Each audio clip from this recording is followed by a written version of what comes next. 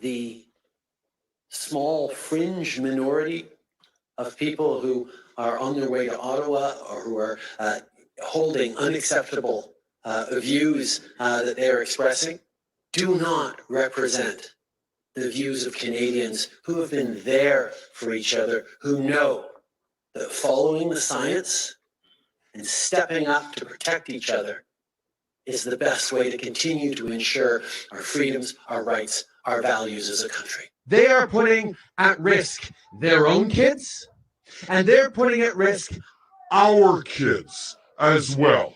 Those people are putting us all at risk. Those people are putting us all at risk. The behavior on display this weekend does not represent you. Oui, on va s'en sortir de cette pandémie par la vaccination. Puis on connaît tous des gens qui sont en train d'hésiter un petit peu. On va continuer d'essayer de les convaincre. Mais il y a aussi des gens qui sont farouchement opposés à la vaccination. Qui sont extrémistes. Qui ne croient pas dans la science, qui sont souvent misogynes, souvent racistes aussi. C'est un petit groupe, mais qui prend de la place. Et là, il faut faire un choix en tant que leader, en tant que pays. Est-ce qu'on tolère ces gens-là ou est-ce qu'on dit, ben voyons, la plupart des gens, presque 80% des Québécois ont fait ce qu'il fallait faire, se sont fait vacciner, on veut revenir aux choses qu'on aime faire. C'est pas ces gens-là qui vont nous bloquer. Oh, have you guys been seeing me? Have I been on screen the entire time? I'm an idiot, people. I'm a bona fide idiot. Hold on, let me just remove this. Have I been on screen the entire time that started? If I have been on screen the entire time that started, did I do anything embarrassing? Oh my goodness. Well, you have seen me in my natural habitat. I swear to you, I did not realize that I was on screen the entire time. Holy cows, what was I doing? Did I do anything embarrassing? Was I pulling at my facial hair? Okay, it doesn't matter. Now everyone's going to go back and see. Kids taking a soft drink. Get out and go ask mom. Go ask mom. I already asked her. What did she say? She said. She said what? She said. Go ask. I'm texting her. She said. Get out of here. Go. She said. So I wanted to go live earlier today. I picked my nose. I did not pick my nose and eat it. I'm not. Jeez Louise. I'm actually sweating that I was doing something. And as you've seen me absolutely in my natural state because I'm an idiot. And today I've been an idiot pretty much the entire day. I wanted to live I wanted to live stream the Pat King hearing. And so I had the link. I was calling in the Zoom line repeatedly. I waited on hold until it disconnected me.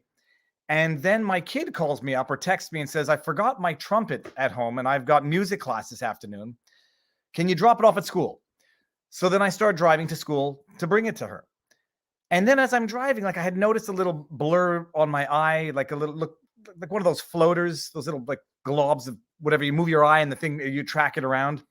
And as I'm driving, it starts getting really, really, really bad where like it's like it looks like a lightning bolt of rainbow in an arc shape around my eye. Then being obsessively compulsive neurotic, I start convincing myself that I'm dying, that I'm having a stroke, and that I better call my wife and pull over and like she's going to have to come and get me. I'm not having a stroke, heart rate's fine, pulse is fine. Then I start convincing myself it's a detached retina because I've known family members who have had them, and this is exactly what they described. So then I'm freaking out. It's a detached retina. Google detached retina. They say you got to go and have it checked out right away. So once I got past the stroke and it was there, it was not going away, and it was there for an extended period of time. I call up the optometrist. They say, we'll take you right away. Come on in. I go in. They put the little drops in my eyes to dilate my pupils. And then they look and they say, it's fine. It was what she referred to as an ocular migraine. Yeah, there you go. Optical migraine, ocular migraine, which and now that I'm thinking about it, I think I've had them before. And back then thought I was having a stroke as well. But then the dilating stuff, the optometrist is like, yeah, you're gonna be sensitive to light for a bit. And I thought she was joking. I was like, that's fine. I'll be fine. I'll drive home. Holy cows! I was walking out of there like someone stumbling out of I've never done it, a strip club at like, sunrise when you've been in the dark for 12 hours straight, like straight out of Hangover. Anyhow, so the bottom line is, what do they call it? Ocular migraine. It's not a detached retina. And the bottom line also, there was no way to join in on the Pat King hearing. The update people on the Pat King hearing, apparently from my inside source, it's extremely difficult to even find the courtroom for the hearing. It's not on the standard docket. The call-in number that I was calling in never worked. I was on hold indefinitely, then it would disconnect me. But apparently it was just a scheduling type thing to see where things were at, if there had been any developments, and no news. And no news, but don't trust me.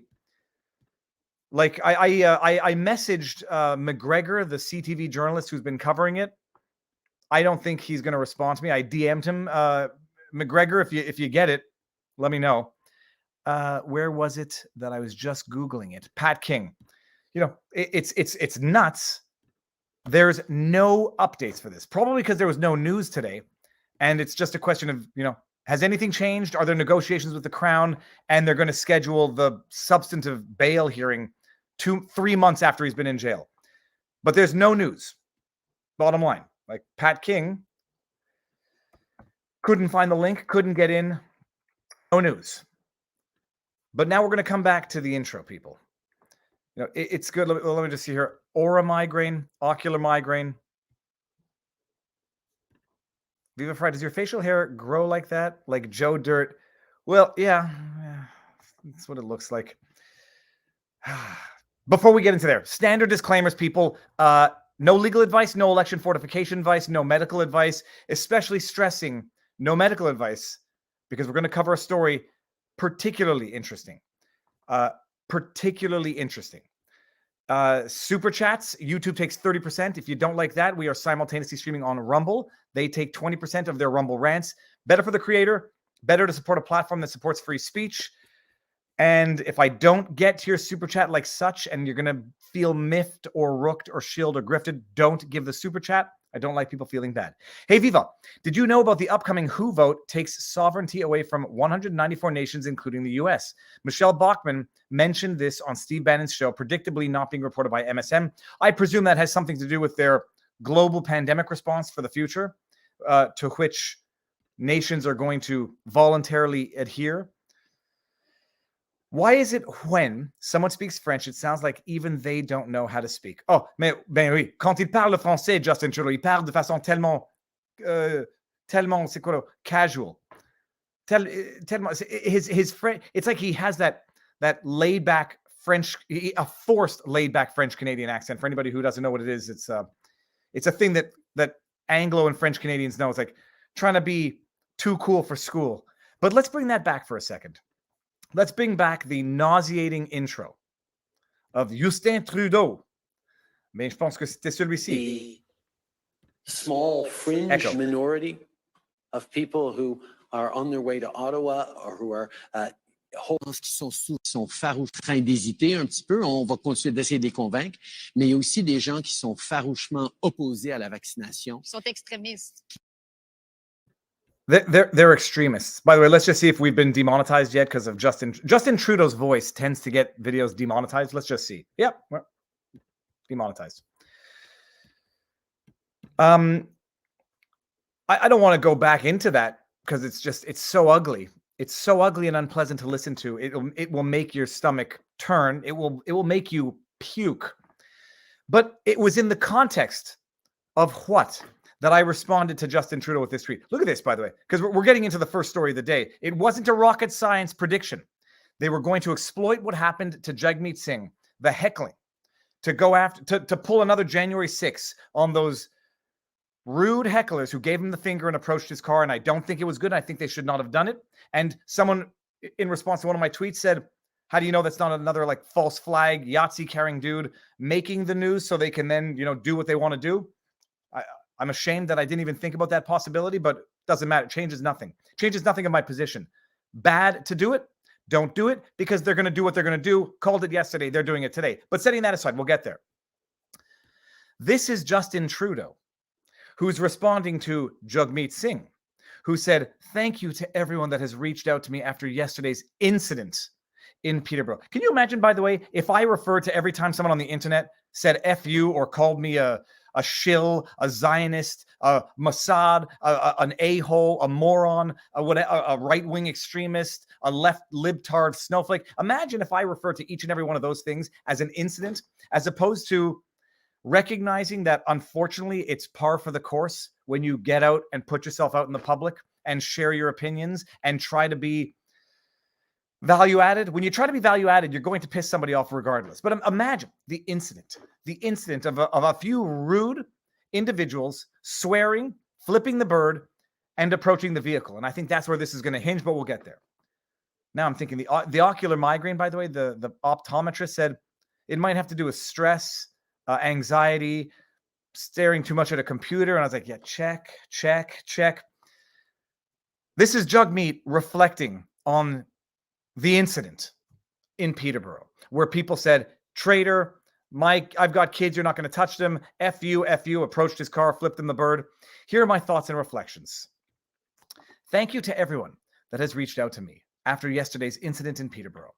To those that have asked, I'm in Shardi Kala, rising spirits. I want to especially say to the people of Peterborough, I have visited many times and I know your community is filled with good people who want the best for each other. Those might have been the people that were there, even though they chose the wrong way to express it, Jagmeet. But let that sink in your moment of clarity, your moment of lucidity, if you have one. Sadly, polarization and disinformation are real dangers to our society. This coming from the guy, polarization. This coming from the guy who referred to people who oppose mask mandates as right-wing extremists who don't care about community and are frankly dangerous. This is the guy now lecturing on polarization. While disagreements are fundamental to a thriving democracy, hatred, violence, and wishing death upon others threaten it. Maybe he deems it to be a threat when they call him a traitor. I didn't hear anybody wishing him death, but someone might have said it. Politicians must remember the consequences when they stoke fear and division. By the way, I think he's taking a jab at Justin Trudeau right here, but Justin Trudeau, the ignoramus, lacking self-reflection buffoon that he is, doesn't understand that in his comment, Jagmeet is calling out Trudeau. Politicians must remember the consequences when they stoke fear and division. Those people are putting us all at risk. They're putting at risk their own kids, and they're putting at risk our kids. But I don't even think Trudeau understood it. That Jagmeet, who has sworn who has sworn an unholy alliance with Justin Trudeau, is calling out Justin Trudeau. It's schizophrenic politics. But when hate is given a space to grow, it spreads like wildfire. I actually disagree with that. I think if hate is left out there, people will call it out. I don't think hate grows. I think actually what grows hatred is oppression. That's what I think. Government oppression, which the people of Canada have been living under, but how, for the last 2.5 to, is it 3 years now? No, it's 2.5 years. Peterborough, I love you. Don't worry, I'll be back. You might be greeted to a similar welcome, but maybe people are going to be a little more tactful about it. But so anyway, that's his reflections on the incident. His thoughts, fine. And then this is Justin Trudeau chiming in. The hatred and vitriol you were subjected to the other day was absolutely disgusting, Jagmeet. By the way, when I want to console someone about the hate, an incident, I always go to Twitter to do it. I mean, it's the first place I go. I don't call them up. I don't text them or email them directly.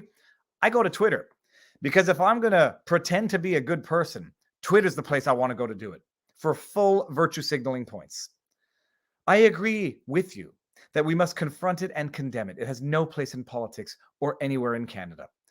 This coming from this guy. Small fringe minority of people who are on their way to Ottawa or who are holding unacceptable views that they're expressing do not represent the views of Canadians who have been there for each other, who know that following the science to ensure They are putting at risk their own kids, and they're putting at risk our kids as well. Those people are putting us all at risk. Represent you. Qui sont en train d'hésiter un petit peu, on va continuer d'essayer de les convaincre, mais il y a aussi des gens qui sont farouchement opposés à la vaccination, Ils sont extrémistes. qui ne croient pas dans la Ils sont extrémistes. Et ils sont extrémistes, là, les gens qui veulent pas porter la masque. They're extremists. This Prime Minister of Canada demonizing the people he was elected to represent because they disagree with him. And then he comes out like a bald-faced hypocrite liar that he is and says, divisiveness and vitriol and hatred has no place in Canada. The hatred and the vitriol that I have been promoting, at the very least, for the last 6 months to a year.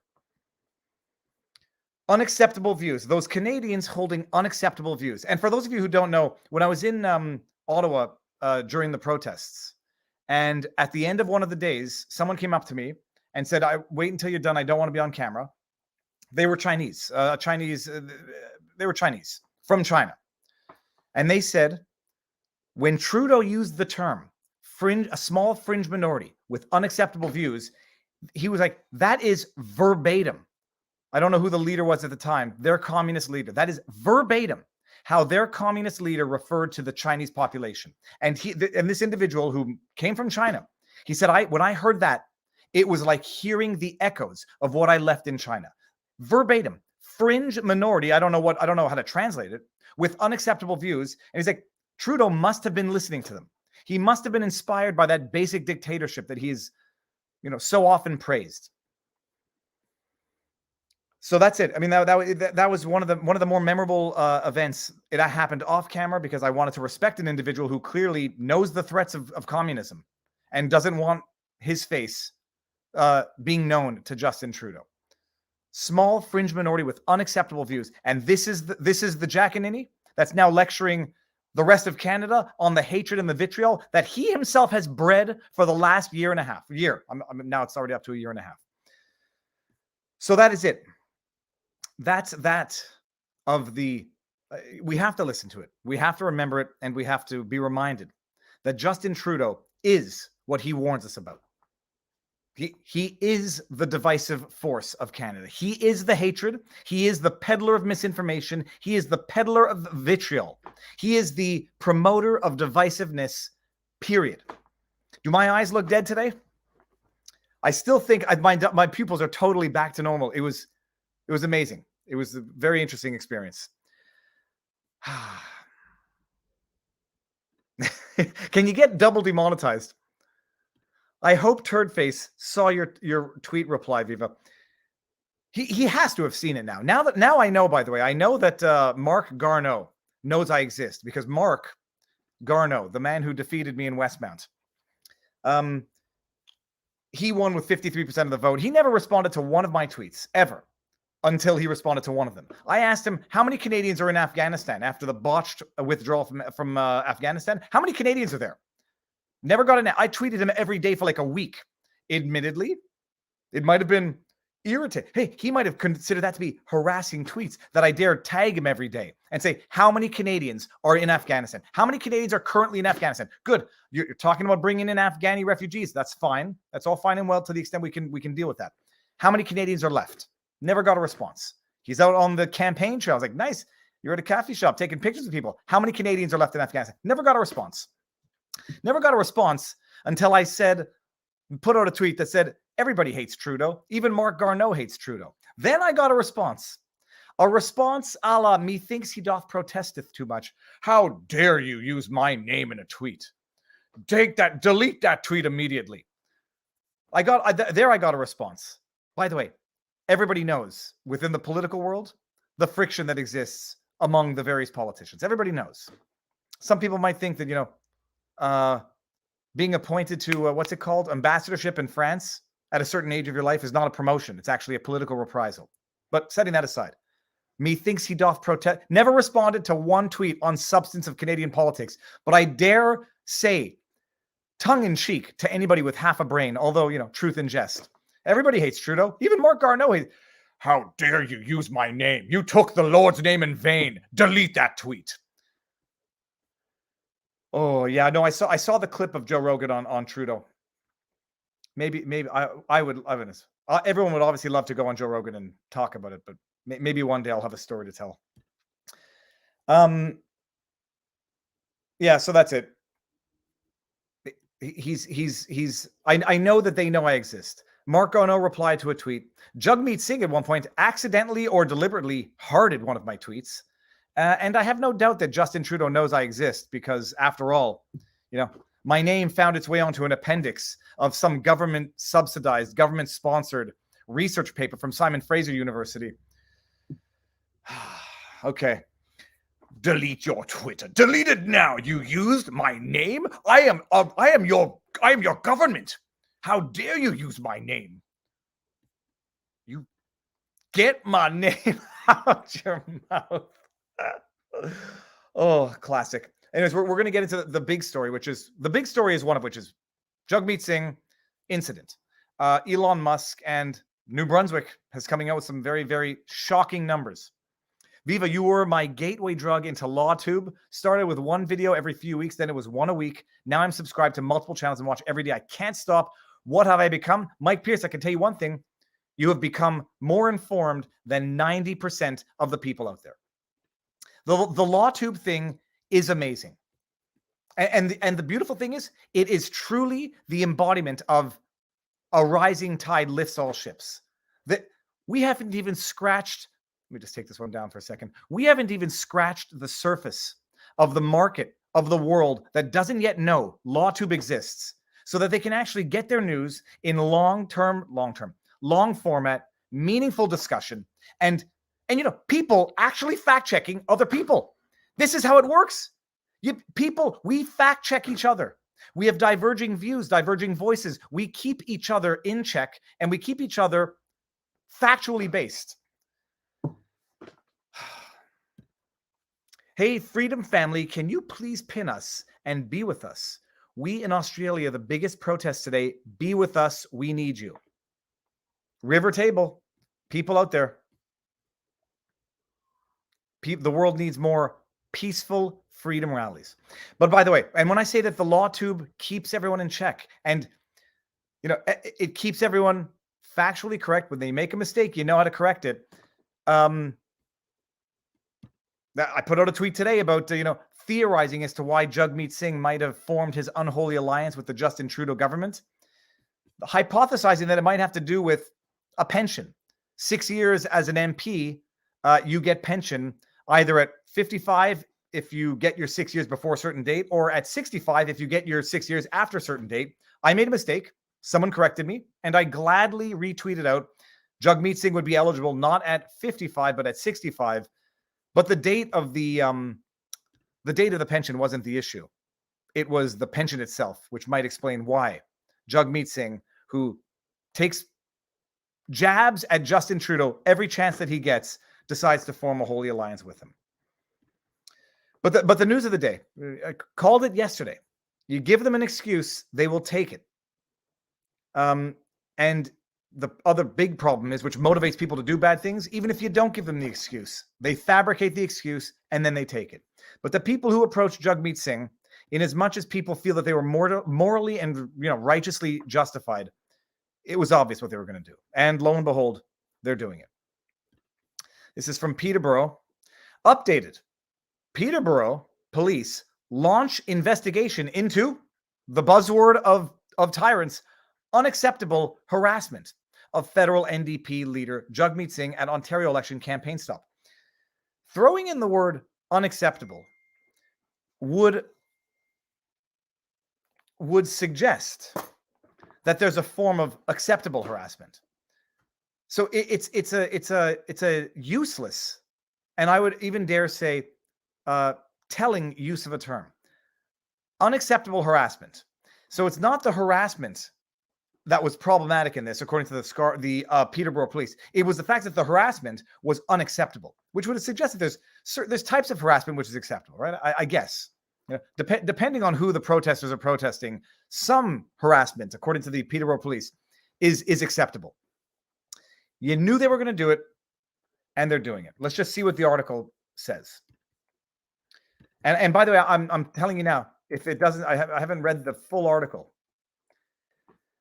it's going to have to do not with the middle fingers and the swear words, but approaching the vehicle. That's where they're going to take issue with this. And, it would have been predictable from the beginning if the protesters had counsel, or at least if they had had me as counsel. If you're going to give the finger, do it from a fair distance away. Don't approach the vehicle of a politician as he's fleeing, tuck-tailing and running. Police in Peterborough, Ontario say they are actively investigating after NDP leader Jagmeet Singh received a barrage of insults and harassment as he made his exit from a provincial election rally. Singh was in the area on Tuesday to promote the NDP, yada, yada, yada. As he made his way into the SUV, Singh was met by a flurry of expletives from an awaiting group of protesters who accused the federal leader of being a traitor. And by the way, some people might think that that's an understatement of an individual who was hired for the people to promote, the pro-choice, the fighting big government, the fighting big pharma, the fighting big business. He has become what he purported to fight against. He appeared calm and unfazed during the up-close and personal verbal attacks.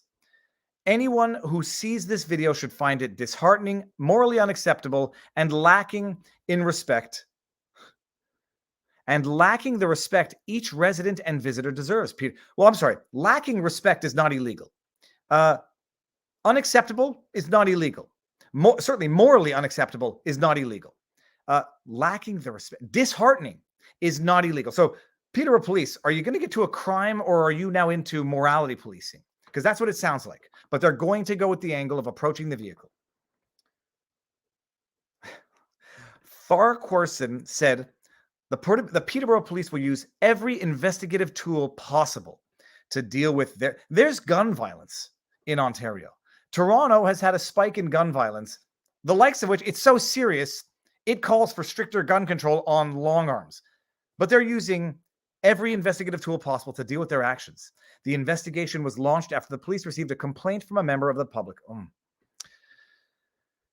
Oh, yeah. And yeah, that's it. You knew they were going to do it. And they're going to use this as an excuse to persecute or prosecute, depending on which way you see it, the individuals involved, to come up with new laws. Now you're not going to be able to protest within a certain vicinity of a political rally. You knew they were going to do it, which is why it was a silly strategy to begin with that would accomplish nothing except give them the excuse they were looking for, which now leads me to wonder whether or not, I would entertain the idea that these could have been paid agitators. I would entertain that a little more now than I would have previously on Dexter. JT does not represent me. Thank you, truckers, bikers. Seize the day. Good to see you again. And Korg427 says, back in the day, there were saints, theologians, philosophers. They were banned as it today. It's just called conspiracy theory to big tech to ban. LawTube. Vivians. Hello. I think there might be some Vivians in the world who might not like that. Look, the cup matches the exact color of that super chat. So anyways, they're doing it. Called it yesterday. They're doing it today. And we'll see how far it goes. They're going to use all their resources to can you understand this?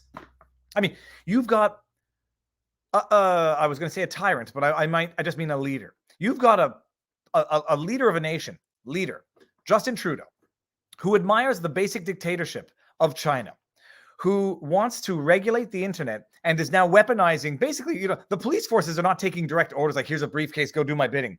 It's a culture. It's a culture of basic Chinese dictatorship.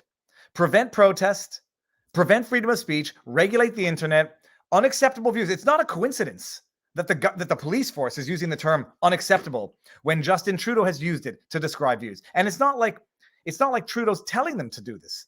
It's just the culture of vitriol, divisiveness, hatred that is coming from the top down, and the administrative state is obliging. But whoever did what they did at that protest, in as much as it might have made them feel good in the moment, people said they embarrassed the truckers, they embarrassed the movement itself that had remained peaceful and polite for 3 weeks. They've given the police an excuse, and they've given the general public an excuse to say, look at that rabble. They don't represent me. I don't tell politicians that I hate to F off. You know what was happening? My friends nephew. Tara, did your nephew survive? 2 weeks ago, if you say, I hope. Yeah. No, it's everywhere. It's not a coincidence. It's terrible. But no, they've got time to use all of their resources to go after someone who said F you and flipped a bird to Jagmeet Singh. Now you're taking a popsicle. Get out of here. All right. Well, anyways, that's the first story. We knew it was going to happen, and it happened. Now, the second story. Elon Musk's acquisition of Twitter is on hold. Now, I don't know if it's the ocular migraine that has been speaking for an extended period of time. I have been having difficulty reading things too literally, but I think it's like now I'm entered that once bitten, twice shy stage of things where when I misread something which is satire and I take it as true, and now I'm now more inclined to read something which is I'm now inclined to like just not trust my reading of things. And bottom line, I read a story. It was Elon Musk who put out a tweet and said, let's see if I can get the tweet. The tweet was this. Are we seeing it? I think we're seeing it. Let me just make sure. The tweet is halfway down the article and it's right here. Okay. So I'm dense. I have no problem admitting when I'm dense. And it might have to do with fatigue. It might have to do with stress. It might have to do with, not having had my morning cup of coffee. I read the tweet from Twitter, the tweet from Elon on Twitter, and it says Twitter deal temporarily on hold, pending details supporting calculation that spam fake accounts do indeed represent less than 5% of users. And I was like, oh, I read this as Elon Musk affirming that spam fake accounts do indeed represent less than 5% of users. So I was like, okay, the deal's on hold, pending details supporting the calculation that they do indeed represent less than 5%. And I was like, oh, if he does recognize that they do indeed represent less than 5%, that's a good thing. That's not a bad thing. Why would he put the deal on hold? Because the details support the fact that, yeah, the fake accounts do indeed represent less than 5%. Because I'm an idiot. And I was like, and then I have to take the Twitter. Like, am I misunderstanding this?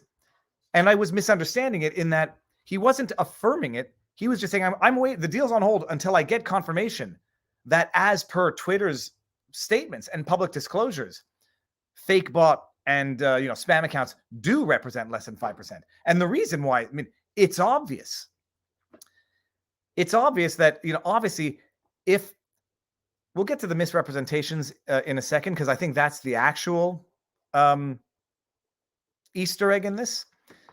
From a purely business perspective, if 10%, if the company says we have 5% fake accounts, we know it. Okay, that's not a big deal if it's accurate. If it turns out that it's 10%, well, that's 10% of the users who are not real accounts, not actually going to be legitimate targets of advertising.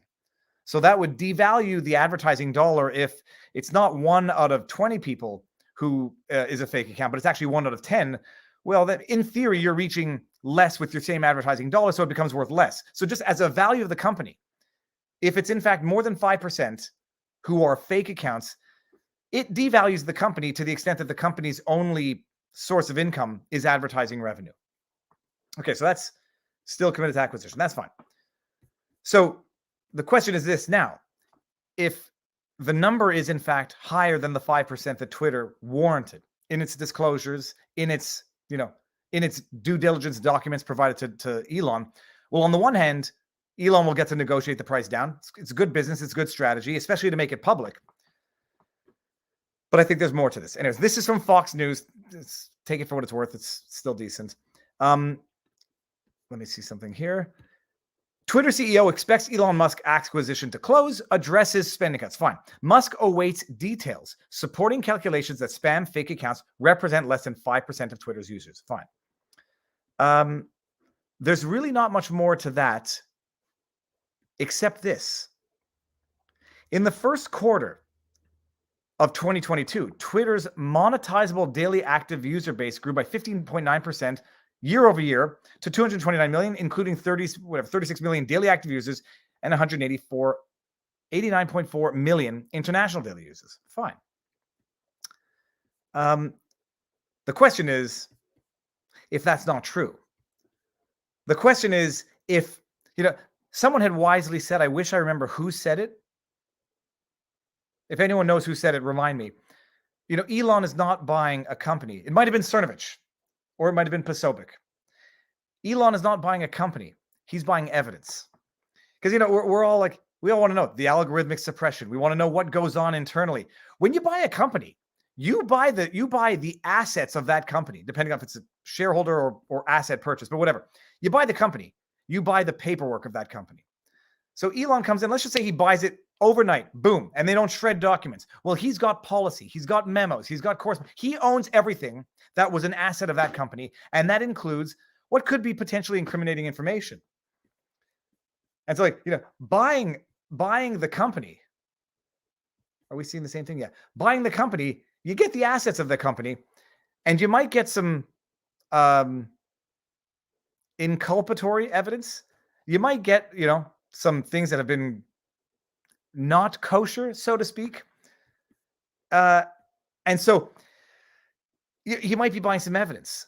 But the issue on the 5%, well, it's relevant from a share purchase perspective.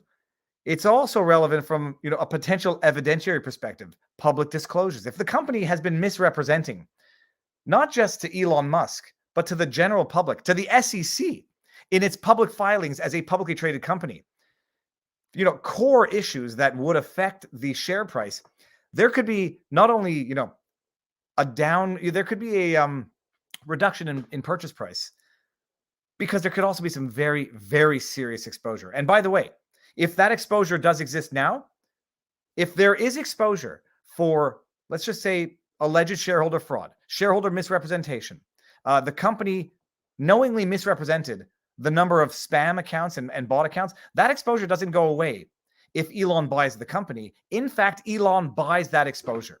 So if Elon acquires Twitter and Twitter has been misrepresenting the percentage of bot accounts, well, Elon has bought himself into that class action lawsuit. And so it's a big issue.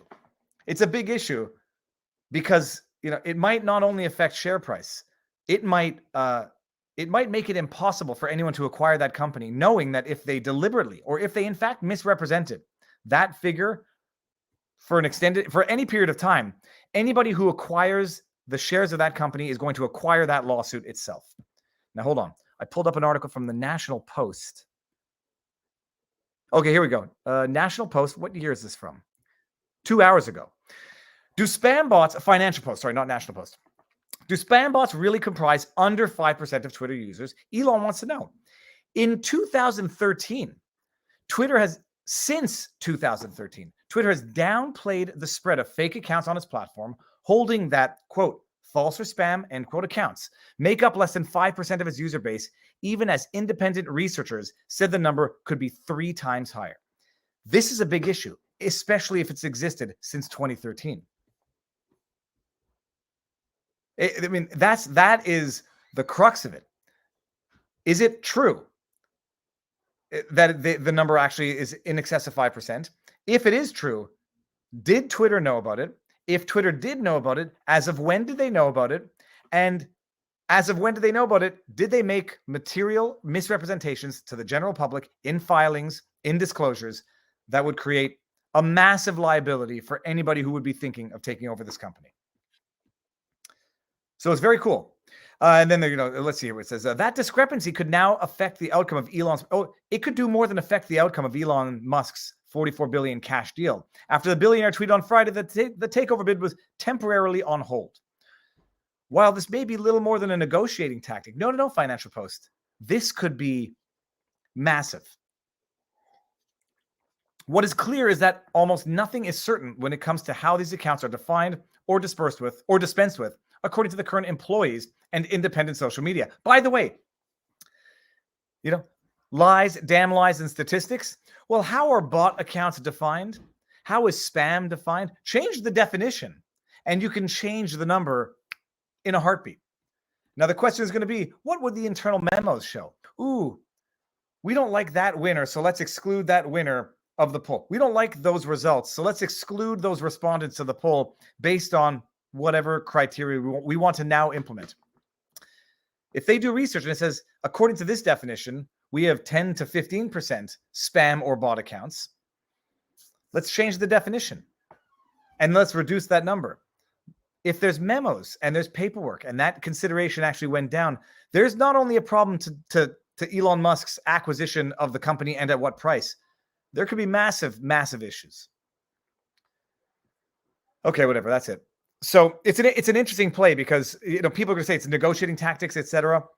Yeah, the light is going to be very fuzzy, people. Sorry about that. People are going to say it's a negotiating tactic, which it is, but it would be the ultimate billion-dollar troll because Elon Musk still has his shares. It would be a billion-dollar troll if the goal were to show that this company has been a fraud for the last 10 years.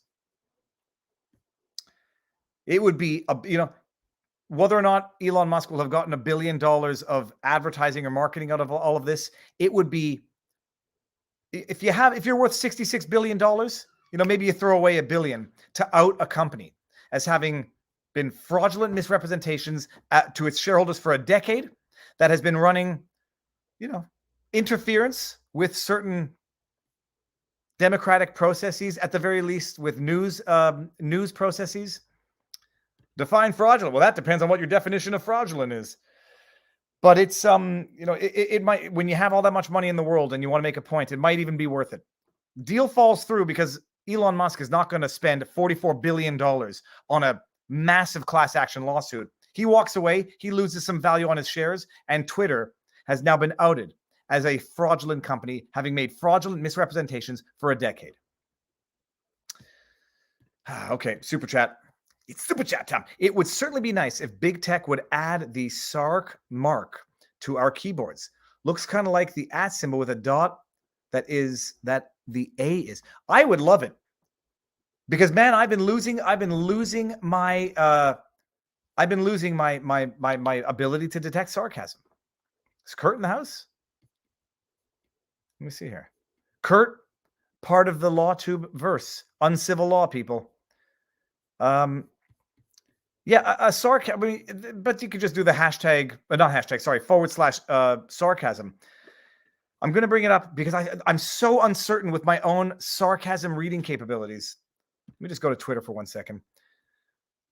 Someone said, Viva, you're way off with Mark Levin. He's one of us, and I don't know what that means. And I was like, well, I don't give a sweet anything if he's one of us. I don't know what one of us means. I don't have anything except truth and honesty. I don't play the tribal stuff. Even if he's on my side, if he says something outrageously idiotic, I'm going to call him out on it. But so the person said he's one of us, and I was like, oh my goodness, was his entire tweet sarcasm? And you got to read it. So when you go back and read it, and if you read it as if it was pure sarcasm, I was like, holy crab apples, this might make sense. So this was Mark Levinson's show being sarcastic, trolling with this tweet, and everyone, including myself, fell for it. And I'm not saying this is not a troll. If I misunderstood the tweet, I might apologize to Mark Levin for having railed against him for having misunderstood his tweet, although I would blame him for putting out a tweet that is sarcastic, but indiscernibly so. And I don't like these sarcastic tweets anyhow, because if you're a news sort of information outlet and you're putting out sarcastic tweets that are parody-ish, but so bordering on real that I can't tell, that's kind of like when Tim Pool said, if you're a news-ish outlet and you're playing April Fool's jokes, I don't unfollow people for that, but check this, people. Let's read this tweet as though it's total parody.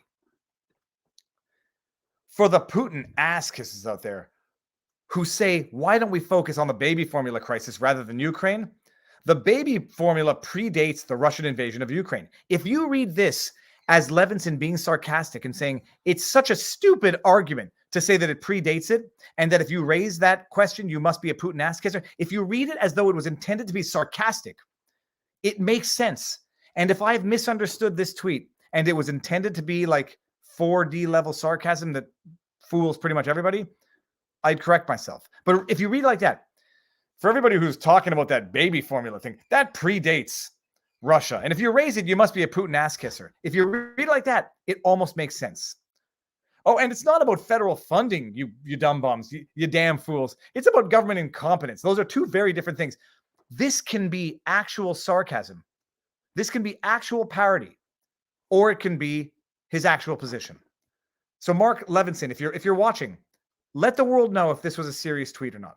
Let the world know if this was sarcastic. Now, people who do watch this show regularly, I do not, say that no, it's not sarcastic. This is his position. And in which case, everything I said stands. But if there were an obligatory sarcasm emoji so that it would eliminate all doubt, that would eliminate some serious misunderstandings.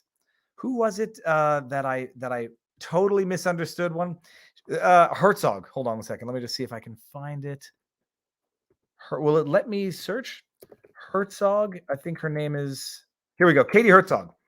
At one point tweeted, if Elon buys Twitter, I'm moving to Canada. And I wasn't familiar enough with her Twitter feed. And I thought she was being serious. And I was like, well, enjoy lockdowns, enjoy curfews, enjoy, free Medicare that's not free and not good. All because you didn't, want free speech on Twitter. I had no idea she was being, well, it was the nature of her Twitter feed. So Katie Herzog, my apologies for having wrongly jumped to the wrong conclusion, for not having done my due diligence. But when it comes to Levinson, man, I don't know. I now read that as though it was intended to be an entirely sarcastic troll, and it actually makes more sense than if it wasn't. Let me just see what's going on in the chat to see if the chat has any insights that are going to make me feel less stupid. Okay, that makes me feel a little better. Oh, okay, hold on a second. Mark Levine was not being sarcastic. I heard his show the other day, and he was brutal about this. Then he's an idiot. Then I reaffirm my assessment. He might be, I don't know what one of us means anymore, because all that I want is intellectual honesty and logic. How bad is the lighting, people? If it's on a scale of 1 to 10, 1 being the worst, 10 being the best, how do you rate this lighting? Bearing in mind that I can't do anything about it, so don't say it's 1. Just everyone put in a 5, so I won't feel. Have I got Jimmy Dore? No, I haven't gotten Jimmy Dore yet. We'll see if that happens. But Larry Sanger, co-founder of Wikipedia, is on next Wednesday's sidebar. It's going to be amazing. 6, and now I know that you guys are teriyaki, you're lying. 2, I know you're telling the truth, and I wish you'd be lying. 3.2, I can deal with that. 2, thank you, Miss Misty Knight. What's on those feet? Cool. That can't be a tattoo. That would be the most painful tattoo on the base of your foot. Anyhow, you know what? The lighting will not make a difference for the audio, which goes on to podcast. And for everybody who doesn't know, actually, I don't maybe say it as often as I should. The sidebars and the weekly streams with Robert go on to podcast. It's called Viva and Barnes Law for the People. And I've been putting on the window. I've been putting on the daily streams as well. So, for that, it won't make a difference. The bad video quality will not affect the audio, but the audio, is decent. The audio is, built-in mic on the Mac. It's pretty amazing. So anyways, Levinson, if you're being serious, you deserve to be called out. I don't care if we're ideologically aligned on certain things. It's a stupid take on all fronts. Okay. The idea that one catastrophic problem predates another, something that we shouldn't necessarily be doing, that's an idiotic argument. That's like, it's just idiotic. One real problem predating a foreign problem. When it comes to, how you have to deal with your own citizens, the fact that problem's been around for a little while, irrelevant to me, especially when it is a problem of newborns not having enough formula to eat. And the fact that the problem, according to you, is not government funding, but government incompetence, that's a double idiot statement, because basically what you're saying is we're giving $40 billion. Our incompetent government is giving $40 billion to a foreign nation to fund a foreign war. And so that's how we reward government incompetence. Okay. No, not yet, not yet. It's my mother-in-law's studio. Now the lighting is going to get better, actually, once the sun totally goes down. But that's it. It's Levine. Okay, I'm sorry, Levin. Well, I you know what? Yeah, I'm not doing that to be funny, but now I might just have to do it to be funny. It's going to be Levin, it's going to be Stetler, and it's going to be Jagmeet. That's okay. So yeah, a sarcasm thingy would be good. Let's get to another story. I mean, let's get to this story, by the way, people. I'm going to be sure this is no medical misinformation and this is no medical information. But before that, I'm going to just get to the super chat. Britt Cormier says, first words I hear from Viva on the stream are, it is just idiotic. Well, that could be any of the topics posted in the title. It is all of them, Britt. And wait until you hear this one, people. Let me see here. Wait, no, hold on. I got to take that. Well, I was thinking, like, what can I do from Canada? I can't ship baby formula. I can't, like, go to the grocery store and buy baby formula and then find people to send it to them. It's like, these are, I railed about it yesterday, so I won't do it again today. But give myself some more credibility. Get a haircut. Dude, I specifically saw pre-stream chat. Someone said, if you get a haircut, Viva, I'm unsubscribing. And I believe that person meant it. And I trust that person's judgment. Start pumping. This almost started on a story time. A story time for another day, people. All right, but here's the next story. Because it's just you know, you'll connect your dots. But this is an article that someone sent me today. What's up? Okay, putting ice cubes in the freezer, people. This is it's from the CBC News. So don't trust me. Trust the CBC News. Excess deaths in New Brunswick, not due to COVID. The period was from July to November 2021. And to avoid any issues, I will not read the rest of that. This is a screenshot of the article. The article is entitled Mysterious... No, get out of here. This is adult conversation. Mysterious spike in New Brunswick deaths in 2021, not due to COVID, Health Minister says. Health Department unsure what caused 636 excess deaths over 20 weeks. Now, 636 as a number seems almost insignificant, except the population of New Brunswick. Hold on, let me see what the population of... Oh, let's do this before I look it up, chat. What's the population of New Brunswick? I'm going to guess 1.2 million for the province. It might even be less.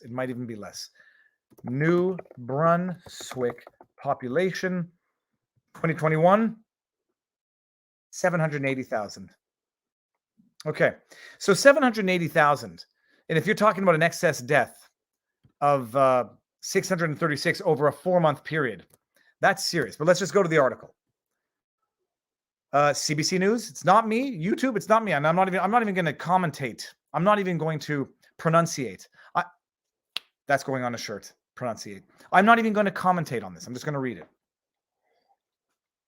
Mysterious spike in New Brunswick deaths in 2021, not due to COVID, Health Minister says. Health Department unsure what caused 636 excess deaths. That's not 636. That's 636 excess. A mysterious spike in excess deaths in New Brunswick that began last summer as the COVID-19 Delta variant began spreading in the province saw 636 more deaths than normal over a 20-week period, according to new estimates. That is an apparent mismatch. With the 79 COVID deaths reported during the 20 weeks. Bear in mind, we'll get there. On Wednesday, Health Minister Dorothy Shepherd told the legislature she does not know why deaths jumped so high, but she doubts it was caused by the undetected COVID cases. She doesn't know why, but she doubts it was caused by undetected COVID cases. Okay, this is the health minister saying this. This is not me. This is not any of my wild, wacky ideas. This is the health minister. We have been extremely transparent with our COVID-19 numbers and our COVID-19 deaths, Shepherd said during question period. Yeah, you might now have actually been too transparent. I cannot explain those numbers at this actual moment, but the department has been asked to look into it, and it will do so as we progress through our evaluations, she said. In an ongoing study of what it calls provisional death counts and excess mortality related to the COVID-19 pandemic, Statistics Canada reported new figures this week. The figures show that beginning the week of July 17, 2021, and extending through the week of November 27, New Brunswick experienced 636 more deaths than would normally be expected to occur that period. Let me just see if there's anything that's more relevant in here. Let's just see what part is. There is evidence of excess mortality when weekly deaths are consistently higher than the expected number, but especially when they exceed the range of what is expected over several consecutive weeks. It writes in an explanation of the significance. I'm going to clip this and you guys can go read it if you want. So that's that. I just happen to have known certain things because you will recall that last summer, around that time, it was our road trip when I had to cross into New Brunswick. They had imposed certain requirements. Their maritime bubble had certain requirements for interprovincial travel. And again, let me just see here.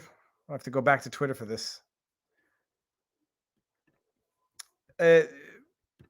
They had certain restrictions, and I remember, look, I'm that. According to that Simon Fraser University research paper, I'm on the appendix of conspiracy theorists, and they've called me the COVID far right. I will have to even figure out what they said. I'm the most double vaxxed COVID conspiracist you can imagine out there. I'm the most double vaxxed anti-vaxxer you can imagine. But I remember what was going on that summer. What am I doing here? I remember what was going on that summer because I lived it. This is the most frustrating thing. My dad says, when you're old, you don't have knowledge because you're smart. You just have knowledge because you lived through experiences. I remember what happened that very summer at that particular time. And let's just pull up an article from that time. Just pull up an article from May 4, 2021. New Brunswick expands a certain rollout. Reports 4 new COVID. New Brunswick reported 4 new cases, not deaths, cases. Halifax, New Brunswick Public Health announced Tuesday that people 50 and older, are we seeing the same thing here? We are. 50 or older, as well as people aged 16 or older who have with 2 or more chronic, what does that mean? Am I reading this wrong? Who have, I don't know. I guess that means 2 or more chronic conditions can book an appointment for the vaccine. Due to the large influx of vaccines expected over the coming weeks, we are able to open eligibility by 10 years to those 50 to 59 and also begin vaccinating those 16 and older with 2 chronic conditions. Education and Early Childhood Development Minister Dominique Cardy said in a news release. This is an important step forward in our vaccine rollout and will help protect vulnerable young New Brunswickers. I remember this because I lived through it, because I had to show papers. The papers, when I was crossing into the borders in my own country, I had to show the papers. I was turned back at the New Brunswick border. I was turned back at the New Brunswick border and told to go back to my province, to Quebec, to register online, to give proof to the government that I met the criteria to travel. I didn't do what I did to my own body, and I didn't make that decision. Whether or not it was in full awareness of fact and law is a different thing. I didn't make that decision to travel. I made that decision for reasons which I explained at the time, which might be bad reasons to some people, and I can appreciate if people feel that way. I made the decision to get vaccinated because when I was running for office, for federal office, and I enjoy, I don't want to say playing with the kids in the park.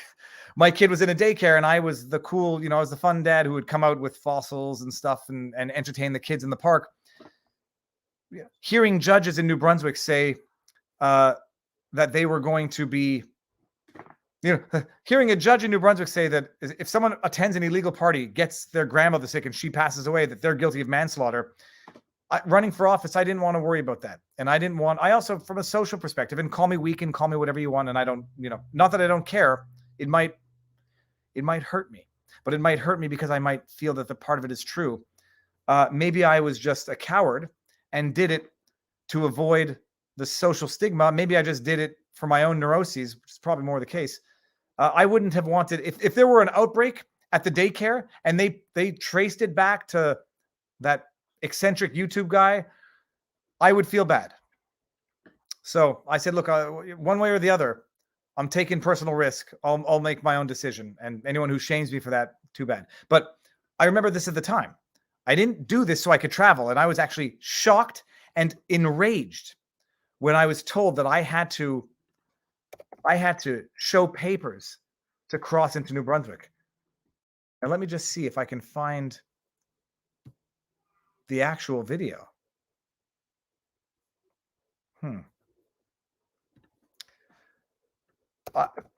That's why I remember. Roach. I'm trying to find the video while we're on the backdrop here. 10 months ago. Here we go. Let me see if I can find this. So I knew it was happening. And now, just I'm sure you can connect those dots. They can be totally unrelated. But yeah, excess deaths. 636 over a 20-week period in a province of a population of 780,000. Viva, have you read Anatomy of the State? No, but I've listened to Enema of the State by Murray Rothbard. The state isn't us. It's a parasite. Thank you for the super chat. Look at yeah. By the way, when I'm sitting there in the car today, thinking I'm having a detached retina or a stroke, and I was like, God, if I everyone wants to politicize stuff. If something happens to me, I have no doubt it will be politicized. So I was like, that'll be the ultimate kick in the teeth irony. Above my pay grade. I know your name now. How you doing? Thanks for your honesty. If y'all want to support a military guy who is trying to spread the truth to his peers, check out Above My Pay Grade. I'm going to have to go look at your channel one of these days, but thank you very much for the support in the super chat.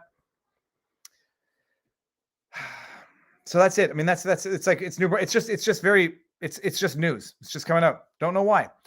I agree. New Brunswick has been very transparent with their numbers, and they might have been, some might say they've been a little bit too transparent because they're going to have some splaining to do. Let's see if I can do this here. Yeah. Let's see. This is me. No thanks. You don't even get the joke. You'll get the joke when you're older. All right, this is leg one of the tour Chute de la Chaudière with poutine and burgers by the river. Poutine. And people. And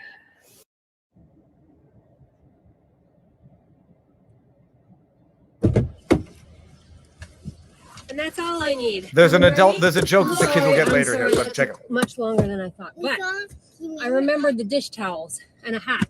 Nice. Get in. You're just wasting our time. No, they're sleeping in for 3 days. Well, 3 days with 5 people, and a lot of people eat, and a lot of people sleep. I brought so much food we could stay a week. Okay.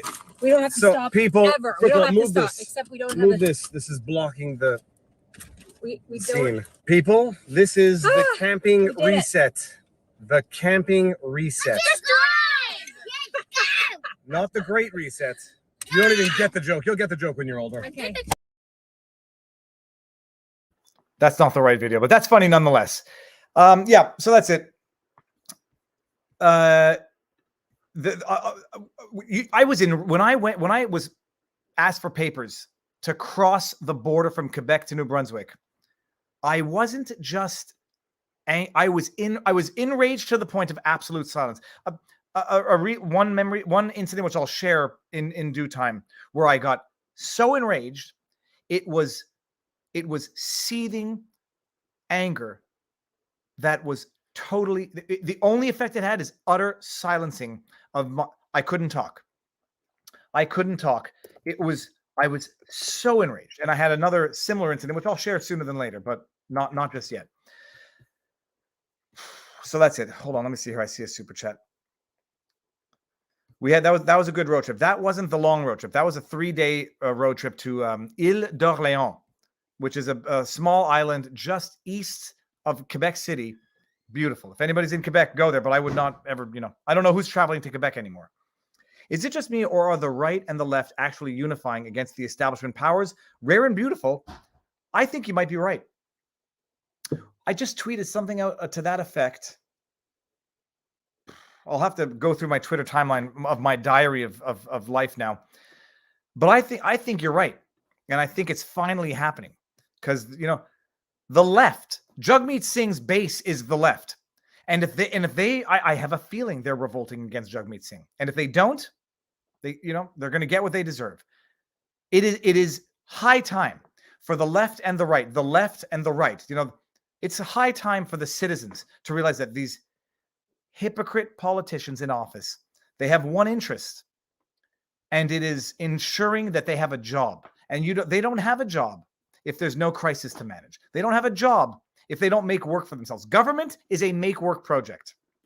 No work, you have to shrink the size of government. You have to make the problem. You have to make a problem to regulate. You got to regulate the problem. In so regulating the problem, you create another problem. You create another problem the government's got to manage. They create a solution to that problem, and it's a vicious cycle of garbage. Oh, hold on a second. I just saw something in French. Not to say that this... Bonjour, Viva. Did you know James Top... Oh, yeah. So I was supposed to have James Top on today. But then they had a problem, and I had my ocular migraine, which I mistook for a stroke. So yeah, we'll have him back on.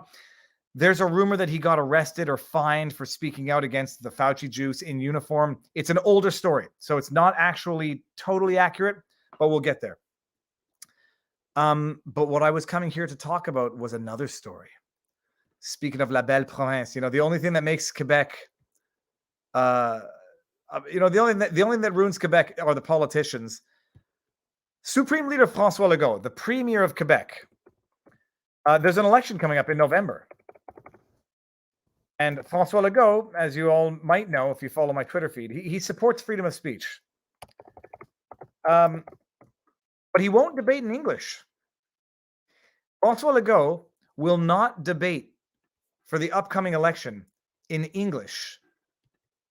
And wait until you hear the reason why. I mean, I think you could probably imagine it, but there's going to be debates for the next Premier of Quebec, and François Legault is refusing to partake in the English language debate. Some might say it's because his English is embarrassingly bad, and that if he were forced to have a debate in English with other reasonably bilingual potential leaders, like, I don't know, Éric Duhaime, for example, that the atrocious level of his English might illustrate some of the idiotic policy consequences of the very policy that he's trying to implement now. Some might say that, but no. He's refusing to debate in English out of principle. English leaders debate axed after snub by Legault and the PQ. This is from Montreal Gazette. News that the Premier had declined the invitation spread fast with a mix of disappointment and anger in the Anglophone community. Look at that guy. He has become the absolute 1984 movie villain. This man... Oh my goodness. I was talking, let me just bring this down for 1 second. We're going to come back to that. I was talking with someone today about the prospect of the beauty of moving to Florida. And I said to this person who happened to be American, Florida's looking good. And this person said to me, without batting an eye and serious, but, didn't you see what DeSantis is banning books in Florida? He's banning books in Florida. I was like, well, oh, yeah. I don't know. I know that there's some issues with books, from what I understand. They're banning books in California. They're banning books.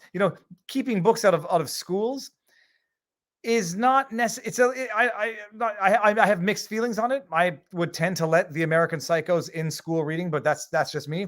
But to pretend that any book banning is a DeSantis Republican Florida problem, they're doing it in California. But so that's one thing. That's one idiotic aspect of the take. But this person who has lived in Quebec was a neighbor of mine for the last 10 years.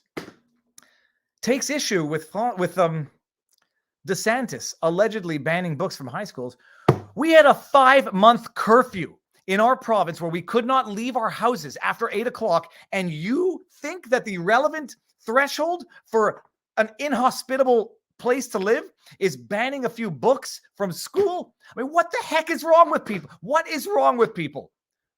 Can you imagine that they're banning books in Florida? We've had a curfew for 5 months during winter. We've had mandatory face masks on kids in grade 1 and up. We've had vaccine passports to get into Walmarts and but they're banning books in Florida. That's extreme, by the way. That's extreme to some people, but a 5-month curfew is not a sign of insufferable government extremism that must be fled at all costs. They're banning books in Florida. They just stripped parents of parental supremacy under the Youth Protection Act in Quebec. But banning books in Florida is the sign of a state that is politically and socially inhospitable. You just have to be unbalanced, not unbreaded, unbalanced. Parentheses closed. I couldn't get over that. Yeah, didn't you hear they're banning books in Florida? I spent 5 months locked in my house with 3 kids for 5 months. They couldn't play hockey at night. You think I care that they might ban a few books? I won't like it, but I'll take that over 5 months of curfew of not being able to move when I want to. Sorry.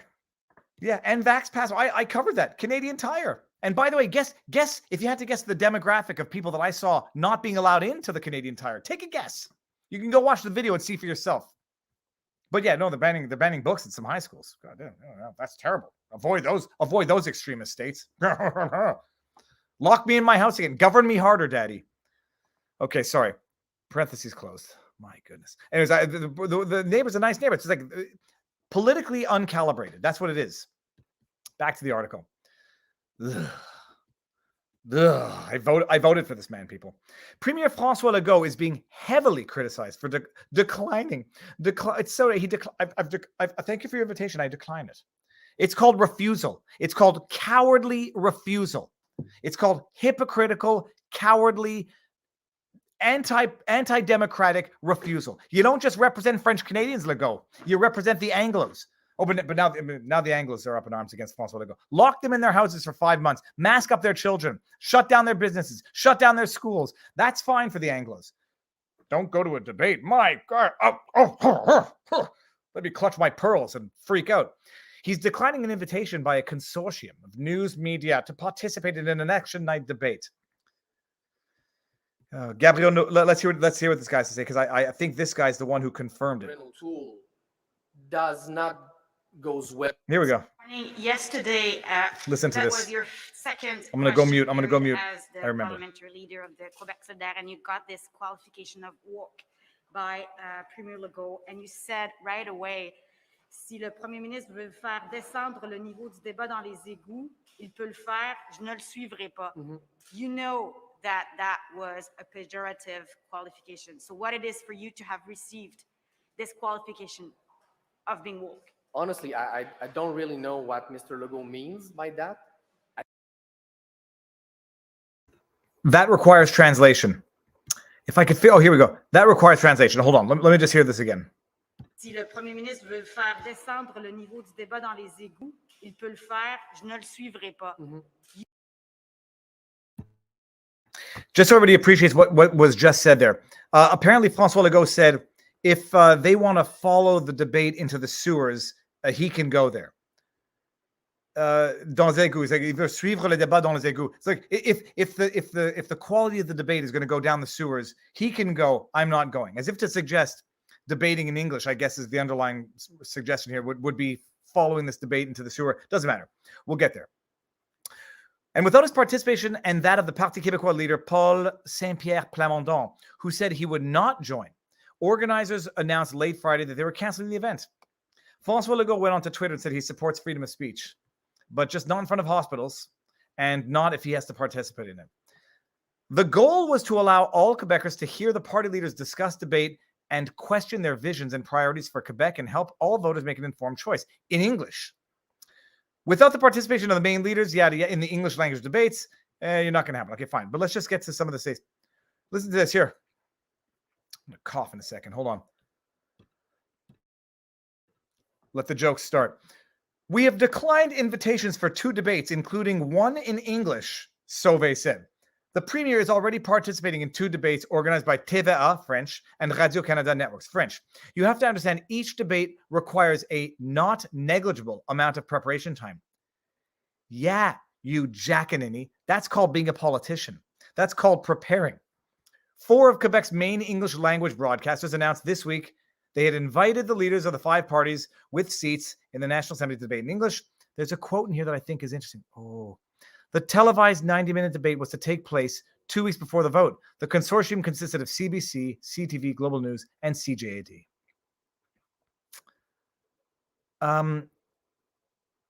Whatever. Doesn't matter. This guy, he won't debate. He'll lock you in your house, mask up your kids, prevent you from debating, prevent you from. There was a quote that made reference to language in Quebec.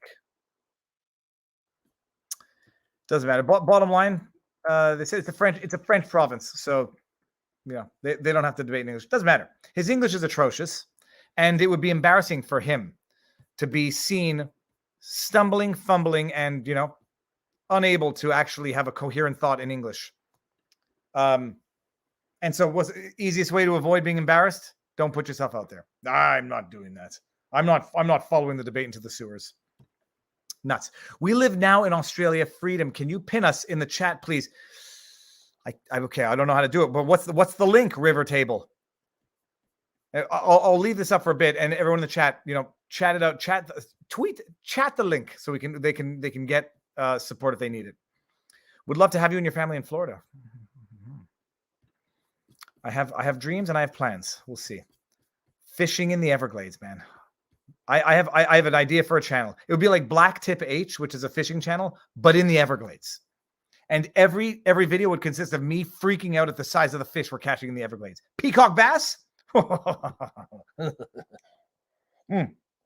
End of World War I saw the end of the old world systems. Empires, monarchies, old social classes, those ended because of how bad the war was to the people. They revolted. Current elites are following the same path that happened then.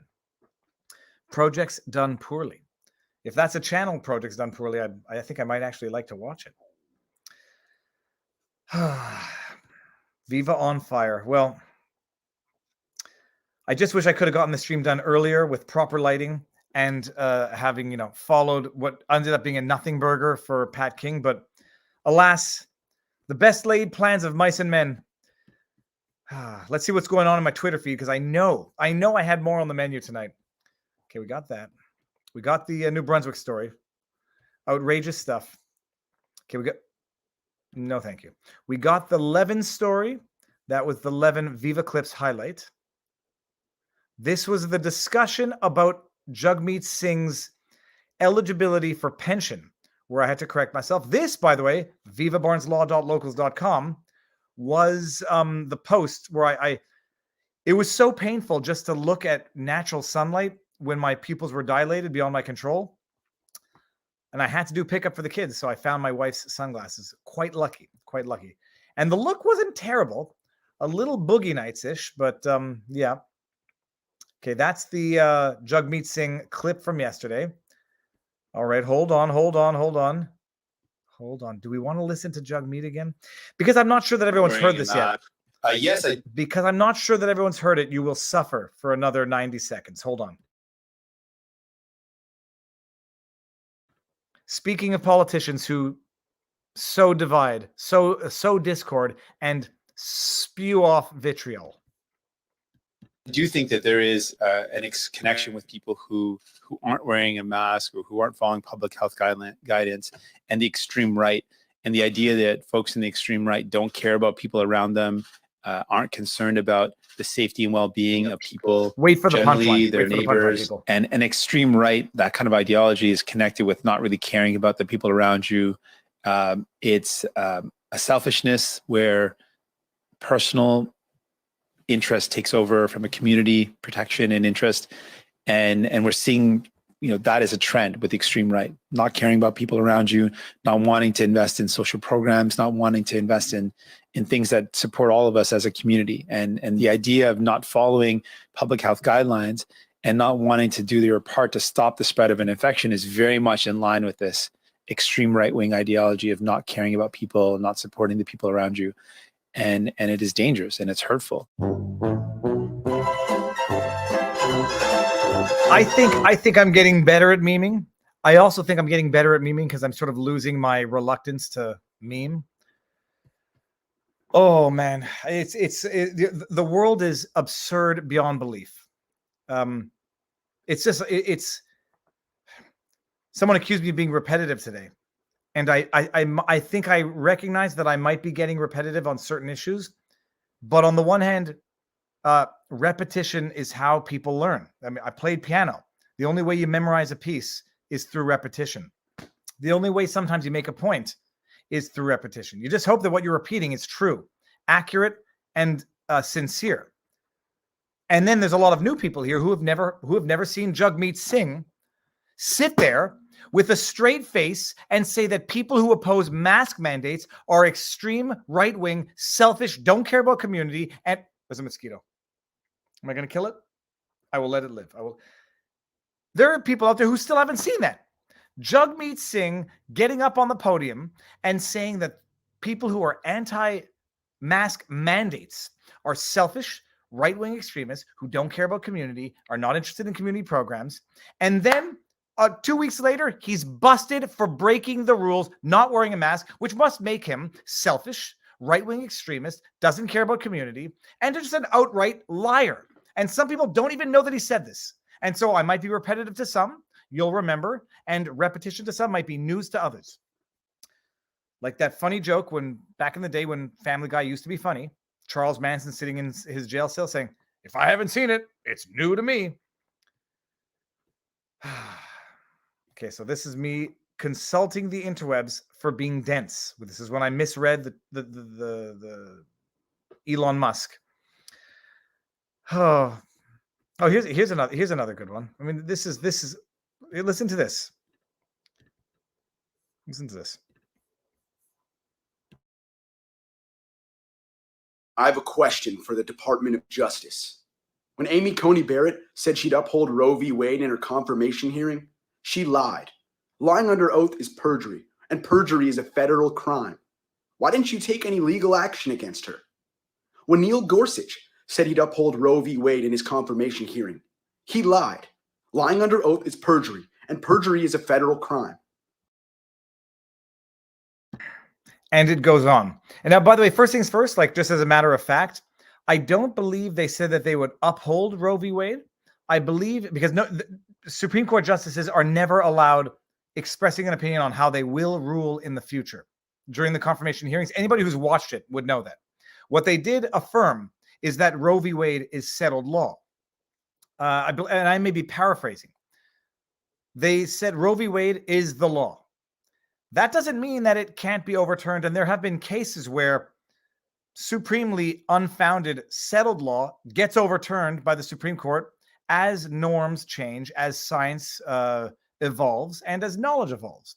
So them saying it's settled law or it's the law of the land at the current time is different from them saying something that they didn't say, because it would have been unethical for them to say, I will rule a certain way on a certain issue in the future. It's exactly why Ketanji Brown Jackson couldn't define what a woman is.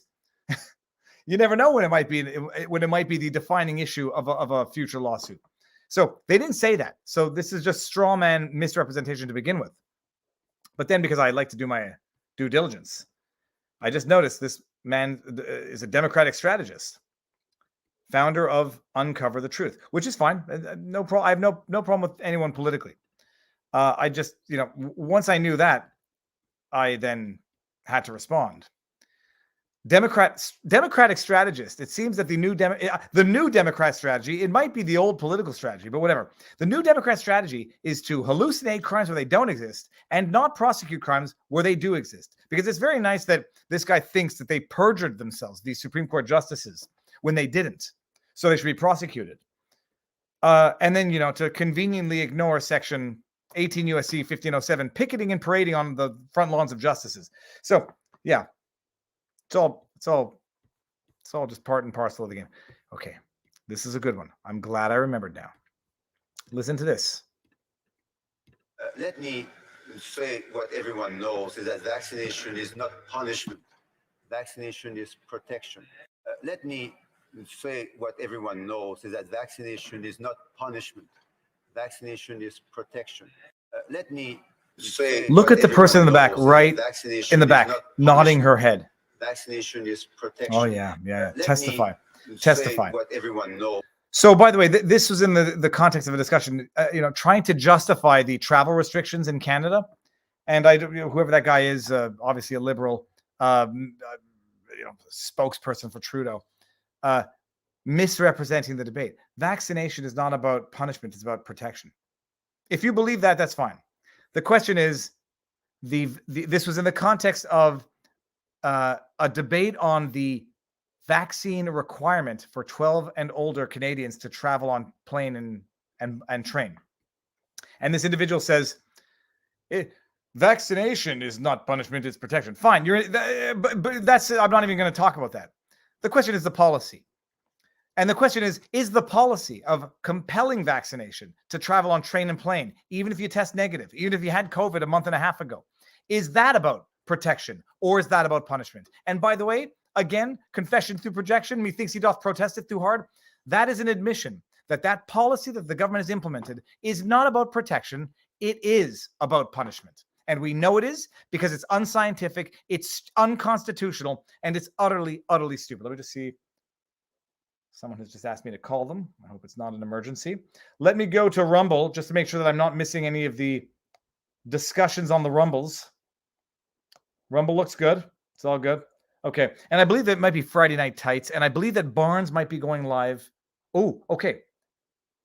Barnes is going live at what time?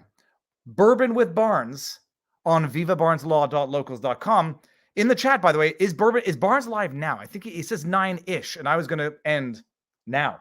Barnes is live now on vivabarneslaw.locals.com. So, people, we've covered everything we had to cover. I apologize for not having been able to make it earlier today. I just thought I was dying. I'm good. I thought I was dying or going blind. But so far, I'm still good. So, I'm here. Barnes is live right now. If you're not a member on vivabarneslaw.locals.com, I don't know, actually, if the Bourbon with Barnes is for paid supporters or for members at large. But instead, thank you for the super chat, Stacy Lawrence Lee. I would say instead of a super chat here, support us on vivabarneslaw.locals.com. It's the place to be. It's a wonderful place. I'm not, and I'm going to direct everyone, go, if you're inclined, go there now, save a super chat. If it is, in fact, let me just double check. Let me see. I don't actually know them. Let me double check and I'll have an answer. Are they behind paywall? I'm going to at least have the information before I direct everyone over. Stacey Lawrence Lee, thank you. There were some super chats here. Lawyer math, 106 does not equal 66 seconds. But hold on a second, Britt. I don't think I made a mistake on that. I said 93. I said 93 seconds, I think. Je pense que tu as raté mon dernier super chat. Oh, that means I think you missed my last super chat in French. Our channel link, please, bro. Dude, I can't do it right now, but I'm going to hold on. I can. Give me 1 second. Let me check a river table screenshot. But everyone, I think everyone has. Look, I'll do my best. I'll do my best. No promises. And I did see some super chat coming down the bottom. Let me see here. Well, you'll find out, people. But Viva Frei, hello to you and Winnie from the Bite Club Legal Bites crew. Don Brock Baca, I believe you're a moderator for Legal Bites, who has been crushing it and dedicating it to the YouTube verse. Legal Bites, Emily D. Baker. I'm going to see if I can get all of them now. Legal Bites, Emily D. Baker, Nate the Lawyer, Uncivil Law, Law of Self-Defense. I'm going to forget them. Now I'm on the Joe Neerman, Good Logic, Viva Frei, Legal. I'm going to forget too many. Law and lumber. There's too many to remember now, but I tweeted it out the other day and there's just a lot. I hear a dog barking. Okay, let's do this. Britt Cormier, good old Ronnie said it best. The 9 most terrifying words in the English language are, I'm from the government and I'm here to help. That is Ronald Reagan, people, for anyone who doesn't know. Come on, bro. Why can't you share us? Hold on. Dude, I can share. Okay, you're going to make me do it right now in real time. It's going to take time, people. Now I just reminded myself that I'm demonetized. Okay, so now I'm going to the stream right now. Now I've got to go to here. River table. Let's do this. It's not a River table thinks I have like a team of mods. River table channel. You see, and this is why it's not going to work.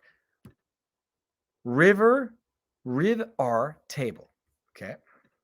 We're going to do this. I did not have the E. River table. Nope. Oh, here we go. Here we go. What is it? Live freedom protest. Okay, I'm going to go here. I'm going to go here. I'm going to go here. I'm going to go here. And I've done it. Now, this is not, I don't know if there's bad things on River Table's channel. This is not pin it. Here you go. I did it. I'm sweating is how intense that was. Okay, I've done it now. River Table, if you have things on your channel that are going to embarrass me as a human, once a fool, shame on you. I've just screwed up George W. Bush's. Hey, Viva, what is the latest on the Give, Send, Go class action? I'll check. I don't think there's any news. And I certainly don't think there's going to be any news. What's up? Why are you still? What time is it? I think. Get out of here. Get out. Go get out. Are there burgers left? Probably. Okay.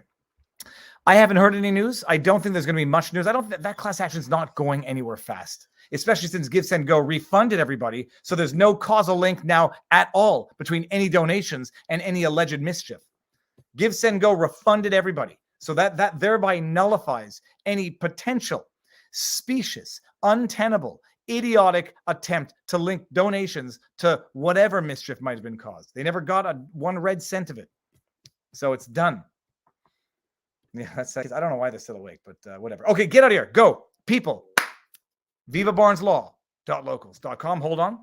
Yeah, freedom use. We live in Australia. 2 stream going on. 2 states. Please be with us. Go. But now what? Let me see what Barnes says. Okay, don't think so. Good. Everyone, go to VivaBarnesLaw.locals.com. You can become a non-paying member. So it's just like Facebook. It's just like Patreon, I guess, but better without the political crap. There's a ton of content that is not behind any paywall. There's some stuff that is because you got to give perks to people who actually go out of their way to monetarily support you. But go now, enjoy. Bourbon with Barnes is awesome, and I'm gonna get a good night's sleep tonight. And tomorrow, it's my wife's birthday party, but not her birthday. No, her birthday is actually on Sunday. So we're gonna do that. I'm going to go fishing. I'm going to use heart tackle stuff to go fishing. River table freedom and fighter arrested, beat unjust. I don't know what's going on, but I'll go check a look.